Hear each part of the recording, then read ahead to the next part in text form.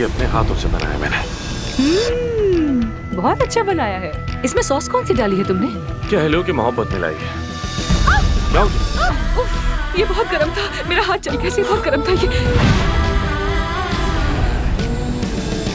क्या इस कमरे में मौजूद हर शख्स ये चाहता है कि आमिर यहाँ वापस आए या नहीं? बिल्कुल आना चाहिए, क्यों नहीं? हम भी चाहते हैं वो वापस आए। देखो आमिर, तुम्हारा जो भी फैसला होगा मैं तुम्हारे साथ हूँ, तुम जानते हो मैं क्लिनिक में भी हमेशा से तुम्हारे साथ थी, और सिर्फ मैं ही नहीं बल्कि पूरी टीम तुम्हारे साथ आने को तैयार है। तुम एक तरफ इस मुल्क के सबसे कामयाब, मयारी और रोशन मुस्तकबिल वाले प्लास्टिक सर्जन हो। जब सब कुछ इतना अच्छा चल रहा था तो फिर अचानक यहाँ से चले क्यों गए? हर किसी का आकर आमिर से अलग अलग बात करना मुझे तो ये इत्तेफाक नहीं लगता।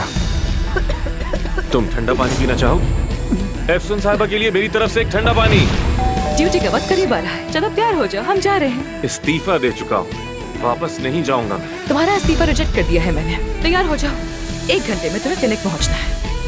जान की मुसीबत बन गई है। अगर डॉक्टर आमिर नहीं है तो मैं बिचारी हूँ।